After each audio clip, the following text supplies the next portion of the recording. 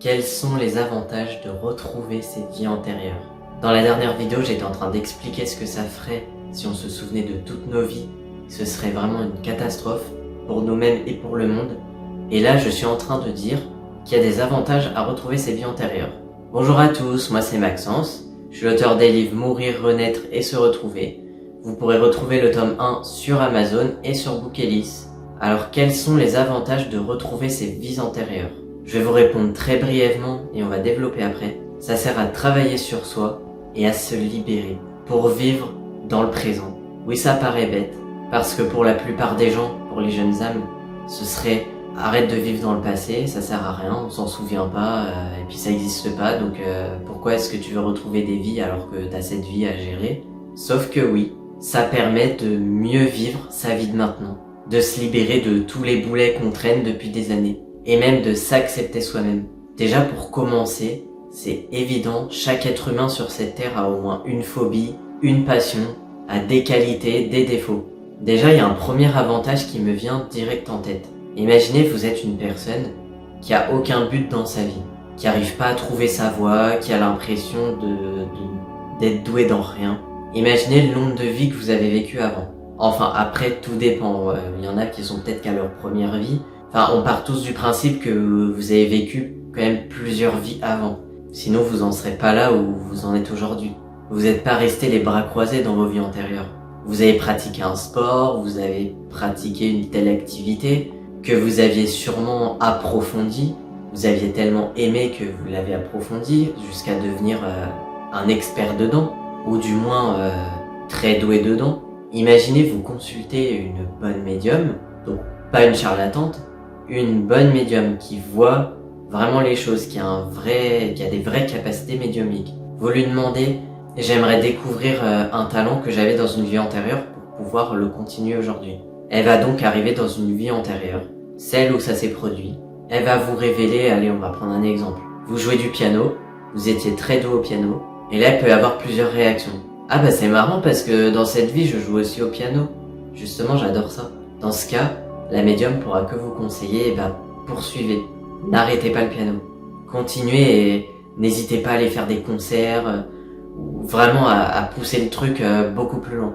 Et vous maintenant, vous jouez au piano, vous aimez ça, mais vous doutez peut-être pas du tout que vous êtes doué, ou vous pouvez aller très loin, ou que vous pouvez même en faire votre métier. Et puis, il peut y avoir le fait que vous n'avez jamais joué du piano. Vous avez jamais eu l'occasion. Et après, vous vous mettez à jouer du piano, vous avez d'étonnantes facilités, alors qu'avant, vous avez des facilités dans rien du tout. Vous progressez très vite et puis vous allez très loin. Voilà, je vais un peu vite, mais pour que vous compreniez. Maintenant, imaginez, vous avez une phobie. Vous avez peur du feu. Même une petite flamme, même allumer un briquet, ça vous fait vraiment très très peur. Et ça vous handicape au quotidien. Encore une fois, imaginez, vous allez voir une médium, une vraie médium, très performante. Vous lui demandez pourquoi est-ce que j'ai peur du feu comme ça. Et là, elle va remonter dans une vie antérieure. Et elle va découvrir qu'à un moment, vous aviez été brûlé, vous êtes mort brûlé par exemple, ou vous avez pu être un grand brûlé. Vous n'êtes pas mort, mais vous avez été très brûlé, vous avez été vraiment traumatisé. Ou ça peut être parce que vous avez perdu un proche dans un incendie, et depuis vous avez très peur des incendies, du feu en général. Il peut y avoir des milliers de raisons. Et là il y a la révélation, et là soudainement vous comprenez pourquoi vous avez peur du feu. Et là, d'un coup, c'est comme si on vous enlevait un poids de vos épaules ou on vous délivrait du boulet que vous traîniez à vos pieds depuis votre naissance. Et là, dans votre subconscient, il se passe quelque chose d'assez magique. Et commence à faire nuit, donc je viens d'allumer. Dans votre subconscient, il se passe en quelque sorte quelque chose de magique. Vous comprenez d'où vient la source du problème, et vu que c'est vrai, parce que c'est une vraie médium, et vu que c'est vrai, même si vous en rappelez pas consciemment, votre inconscient, lui, s'en souvient. Et elle a mis le doigt dessus exactement sur ce qu'il fallait. Et là, vous vous en libérez de ça. Vous vous rappelez, ça vient du passé, ça vient d'une vie peut-être il y a 1000 ans en arrière. Vous mettez le doigt dessus et voilà, vous comprenez que ça appartient au passé. Ça n'a plus lieu d'être ici. Et ce qui fait que vous vous en libérez. Et vous pouvez encore plus profiter de votre vie de maintenant, puisque vous n'avez plus cette phobie, vous vous en êtes libéré. Rien que le fait que ça a été révélé, que c'est remonté dans votre conscient, vous vous en libérez. Ensuite, il y a un troisième avantage, votre défaut. Imaginez par exemple, vous êtes quelqu'un de jeune. Vous consultez une vraie médium, vous lui demandez mais pourquoi vous êtes autant jaloux, et celle-ci retombe dans une vie antérieure où il y a le problème. Et là, elle découvre que vous avez été trompé plusieurs fois, vous avez été une femme, vous avez été trompé plusieurs fois, vous étiez avec un homme qui a fait que de vous tromper. Ça peut être autre chose aussi, mais là c'est juste pour l'exemple. Et là, pareil, votre inconscient se souvient, lui. Et votre inconscient, ça y est, vous avez conscientisé le problème et maintenant vous pouvez passer à autre chose. Ça n'appartient pas à mon présent, ça. J'ai aucune raison d'être jaloux. Mais en fait, voilà, ça vient du siècle dernier, par exemple, ou il y a plusieurs siècles. Et là, voilà, vous vous rendez compte, ça appartient au passé, ça. C'est pas mon présent. Et vous vous libérez de ça, vous vous libérez du boulet que vous avez au pied. Voilà, je fais simple, mais des fois, les problèmes sont bien plus complexes et puis c'est du cas par cas, c'est encore une fois. Je le répète, c'est pas parce que vous avez peur du feu que vous êtes mort dans une vie antérieure. Votre problème du feu peut très bien venir aussi de cette vie-là. Mais bien sûr, si vous trouvez aucune raison, il y a de fortes chances que ça vienne d'une vie antérieure. Mais généralement, c'est même pas généralement, c'est tout s'explique. Toutes les réponses sont quelque part. Et la plupart du temps, oui, dans des vies antérieures, ou même parfois c'est une combinaison de plusieurs vies. Parfois, oui, ça va très loin. Et ça peut être très complexe. Quand on s'engage là-dedans, c'est pas on veut retrouver ses vies antérieures pour satisfaire son ego, pour dire moi j'ai été une personne célèbre, j'ai été une personne importante. Ça sert à rien de toute façon. Ça n'a aucune utilité. Si on veut retrouver ses vies antérieures, c'est avant tout pour travailler sur soi, pour avancer, pour vivre une vie de maintenant beaucoup mieux, pour être parfaitement ancré dans l'instant présent, pour se soulager, pour vivre une vie beaucoup plus simple. Et donc moi personnellement, c'est ce que je fais. Et moi mon problème, c'est que j'aime plus que tout certaines personnes sans qu'il y ait la moindre explication. Et c'est l'histoire de mes livres, justement. Sans les 2 premières personnes, ces livres n'existeraient pas. Et bien évidemment, je fais le travail avec une médium, une vraie médium, Pascal Lafargue, qui est suivie par des médecins et des scientifiques, et qui, quand elle retrouve des vies antérieures à des personnes, elle va ensuite sur les lieux, et souvent, même la plupart du temps, si elle retrouve pas les trucs, c'est parce que les papiers ont été détruits, toutes les preuves ont été détruites, parce qu'il y a eu des guerres entre temps. Mais sinon, elle se trompe même pas, elle se trompe jamais, elle va sur les lieux et elle retrouve. Après, vous pouvez dire, oui, mais qui te dit que c'était bien la vie antérieure de la personne? Je vous mets au défi.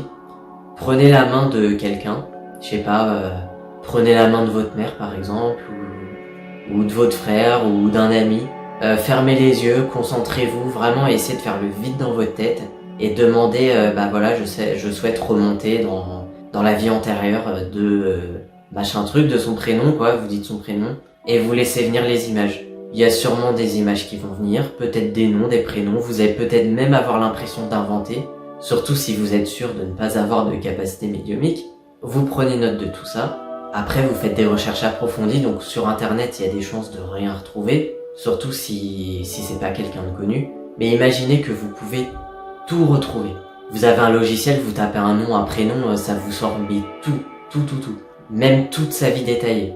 Et déjà pour trouver une personne qui a le même nom et même nom de famille, qui a vécu à telle époque, déjà accrochez-vous parce que déjà il faudra une chance sur je sais pas combien.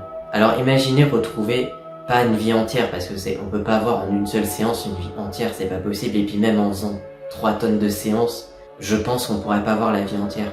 Il faudrait toute une vie pour voir la vie entière justement. Et là quand vous retrouvez une personne qui a, quand cette médium voit une personne, elle avait tel prénom, tel nom de famille, elle est née telle date à tel endroit, elle est morte à telle date à tel endroit. Elle avait, par exemple, avec elle se promenait toujours avec un carnet rouge. Je dis des bêtises, mais elle vivait dans telle maison. Sa maison, elle était comme ci comme ça. Cette personne aimait ci, elle aimait ça. Elle a écrit tel livre, ou elle a joué au piano, elle a composé telle musique. Vous sortez tout ça et là vous vous rendez compte que y a une personne qui correspond exactement à tout ça. Pourquoi est-ce que c'est cette personne qui est sortie en prenant la main de la personne et pas une autre? Bon là je prends surtout l'exemple de Pascal parce que c'est elle que je connais, c'est avec elle que je suis les cours de parapsychologie et c'est avec elle que j'ai déjà fait une première séance et que là dans quelques jours, dans une semaine, je vais avoir la 2e séance. J'ai trop hâte d'ailleurs.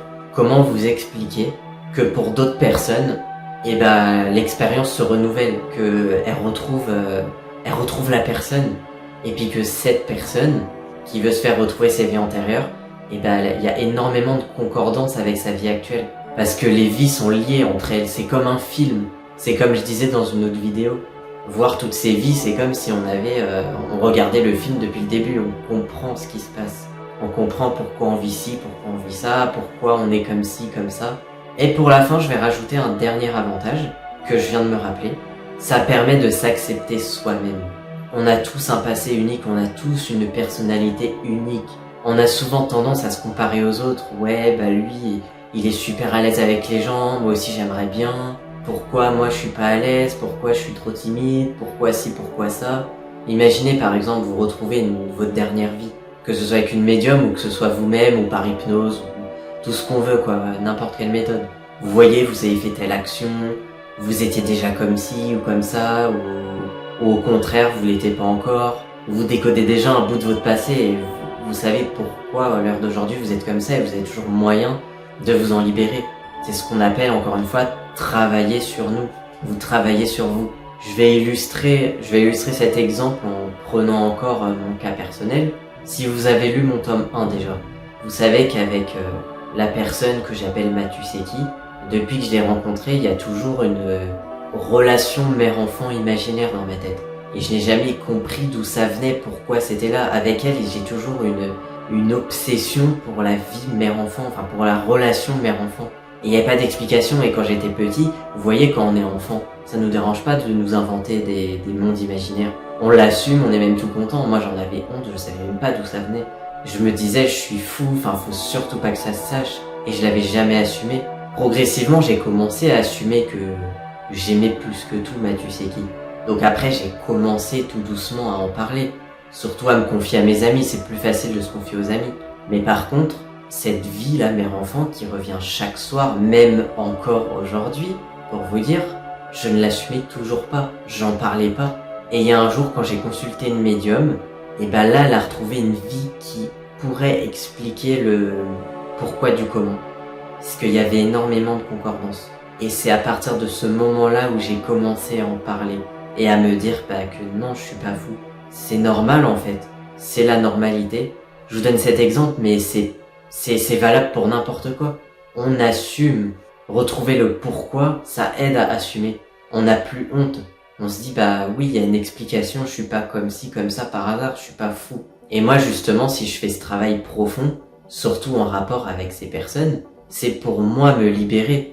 Parce qu'à l'heure d'aujourd'hui, j'aurais pas fait tout ce travail, j'aurais encore été... je saurais même pas ce que j'aurais été. Je suis devenu quelqu'un que jamais j'aurais pensé être. Déjà maintenant, je m'assume complètement. Intérieurement en tout cas de ce que je suis, même si c'est pas toujours facile. Parce que c'est vrai qu'en tant que vieille âme, vu qu'on n'est pas beaucoup de vieilles âmes, d'ailleurs il faudrait que je fasse une vidéo sur le terme vieille âme et jeune âme pour que vous y voyez plus clair. Mais voilà, déjà c'est plus compliqué. Quand on est dans une famille de jeunes âmes et qu'on se retrouve la seule vieille âme, c'est plus compliqué. C'est pas parce qu'on est jeune âme que ça y est, tout est beau, tout est rose et on s'accepte. Non. Chacun a ses problèmes, a ses épreuves à résoudre. On a tous nos boulets aux pieds dès la naissance. Mais là oui, ça fait se sentir encore plus différent quand on est le seul comme ça. Et moi, retrouver tout ça, identifier tout ça, me renseigner, et puis même rencontrer des personnes comme moi, ça aide complètement finalement à se sentir bien, à se dire qu'on n'est pas fou, que voilà, c'est juste, on est une petite catégorie de personnes, c'est tout. Il y a l'énorme groupe des jeunes âmes, des neurotypiques, appelons ça comme on veut, et puis à côté, il y a des tout petits groupes. Ici, t'as les vieilles âmes, ou t'as les Asperger, ou t'as les hauts potentiels intellectuels. Voilà, toutes les catégories, quoi. Là, en gros, dans cette vidéo, je vous ai cité 4 avantages. Il y en a peut-être encore plus. Si jamais j'ai encore d'autres idées qui me viennent, je ferai pourquoi pas une deuxième partie de vidéo. En attendant, je vous laisse méditer là-dessus. N'hésitez pas à me donner votre avis en commentaire, à vous abonner à la chaîne pour ne pas manquer les prochaines vidéos. Et puis en attendant, prenez soin de vous.